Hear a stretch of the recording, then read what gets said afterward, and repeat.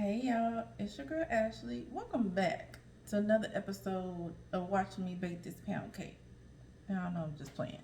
Welcome back to another episode of Whip Like Butter, taking a break from the mile highs because, honey, salted caramel cream cheese pound cake. Been wanting to make this for a long time. Caramel is one of my favorites. Salted caramel is so good. I had to get around to making this. Y'all know I make quick caramel. You're not gonna be in there all day stirring and all that stuff, but it's super amazing. So let me show you how to make this pound cake. Y'all know y'all can get the recipe in the description box or linked in the comments. All right, let's go ahead and get into baking this cake. All right, so we're gonna start off with whipping that butter. Okay, y'all, this is room temperature butter. We're using salted butter this time since we're making a salted caramel pound cake. All right, salt only boosts the flavor of your pound cake, so it won't be like, oh, it's so salty. It won't be anything like that. All right, so we're adding our sugar here. We're gonna give that a nice mix after we whip that butter. And then we're adding our sugar in a little bit at a time. So I added the sugar here, and then we're gonna add the rest of our sugar, and then we're gonna complete the creaming process with the sugar and the butter. All right, so I'm mixing at like a 1 or a 2. You don't need to go any higher than that for creaming your butter and your sugar, but you can. At this point, you can mix fast. I like to use the paddle attachment when blending my batters. I use the wire for only icing and glazing. You can go a little bit higher with the speed on here, but only with the butter and the sugar, okay? So we're scraping down the sides of our bowl right here. And of course, all in the beater attachment. All right, so then we go ahead and add in our cream cheese. I used to alternate the cream cheese with the flour. Then I saw someone cream the cream cheese with the butter and the sugar. Now, I do like the cream, the butter, and the sugar first, so I make sure it gets to the proper consistency before I add the cream cheese. But I like adding it in here versus at the end with the flour. I don't know. I don't think it's like a big difference. I just think it makes the process easier. Especially with cream cheese, you want to make sure that it's really nice and room temperature so it doesn't clump in your batter. And if you need a little forgiveness, if you add it here, it's easier to get forgiveness here and mix a little longer than to add it at the end with the flour. Okay. So we're adding some vegetable oil here in our extract just for a little extra moisture with the vegetable oil. That's all that is. There's plenty with the cream cheese and the butter, but a little extra with the cream cheese is always nice. All right, so then we're adding in our eggs one at a time. We're using 5 room temperature eggs. So you add the egg, only mix until combined. Don't keep mixing and mixing and mixing, and then add your next egg. All right, so you see that nice velvety batter that we have right here, right? So we're gonna go ahead and scrape down the sides of our bowl again. All right, and then we're coming in with our flour. Now, I use all-purpose flour for this recipe. You can use cake flour, or you can use a combination of the two. You can do 1.5 cup of cake flour, 1.5 cup of all-purpose, since we use a combination of 3 cups of flour for this recipe. All right, so of course added our flour in a little bit at a time so the batter has time to catch up. You don't need to dump it in there all at once. We're giving it a nice final mix by hand. Our oven is already preheated to 325 degrees. We're going to bake this cake for an hour and 15 minutes, y'all.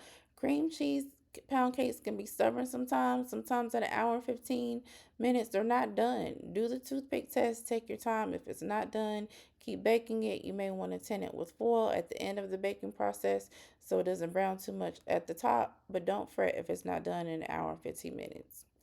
Okay, so we sprayed the hell out of that pan because we want to make sure the cake plops right out that pan at the end. We're adding our batter in here. We're going to make sure that it's as even as possible is what you want to do so you don't have a lopsided cake, okay? And I'm going to add the second part here. All right. And we're going to smooth the top again. You can do a little tap, tap, tap if you like to get the air bubbles out. And besides that, you're good to go. You can just go ahead and put your cake in the oven. Once our cake comes out of the oven, we're going to allow it to cool for about 10 minutes. 10 minutes is all about what you need. 10-15 minutes to let the cake cool in the pan. The pan is really hot when it comes out the oven, right? So the cake will continue to cook the longer you leave it in the pan. I've left it a maximum of 20 minutes. These days, 10 minutes it's fine. It still slides right out of the pan. All right, so popping this thing in the oven. It's out the oven. We've done our 10 minutes of cooling time, and we about to flip that thing over. Okay, so we're gonna allow this cake to sit and continue to cool. This cake is fine, glazed warm, not hot, not hot, just a little bit warm because you don't want to place your glaze and then thin it out too much. A little warm allows it to have a little room, where it's still warm so it can stick, but you can glaze it once it's completely cooled as well. Now, don't be like me and add the sugar in the pot first, okay? Add your butter, cube butter, so it melts faster. Then add your brown sugar.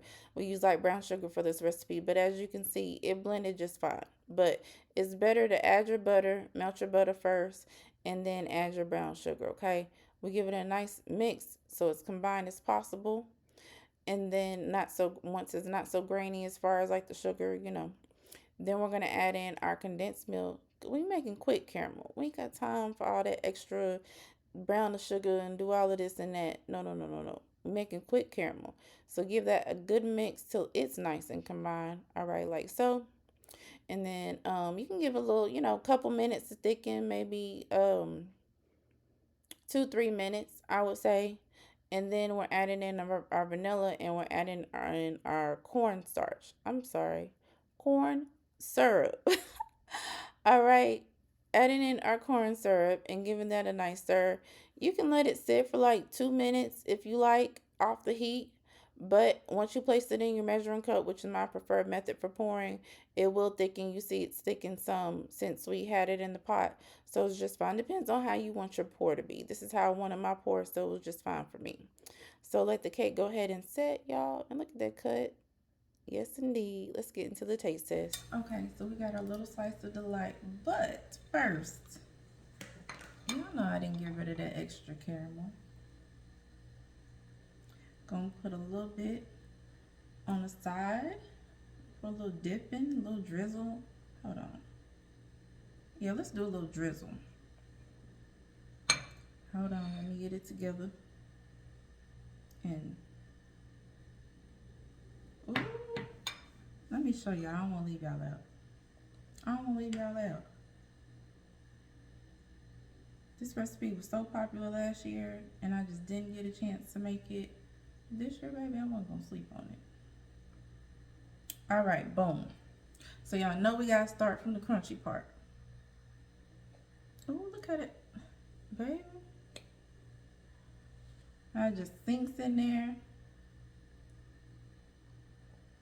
My caramel's still a little warm.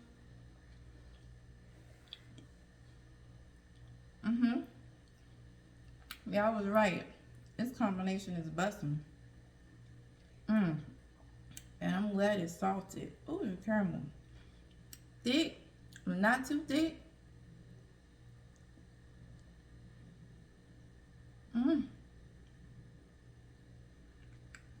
Lord. All recipes we have me in the chokehold. Oh, I'm about to take another bite. My bad, y'all. As y'all can see, I'm enjoying it. But I want y'all to enjoy it too. Grab the recipe in the description box or linked in the first comment if you haven't already. Don't be stingy. Make sure you like, share, subscribe, and come back and join us for more over here at Whip It Like Butter. Alright, don't forget to bake that pound cake. Let me know how you like it.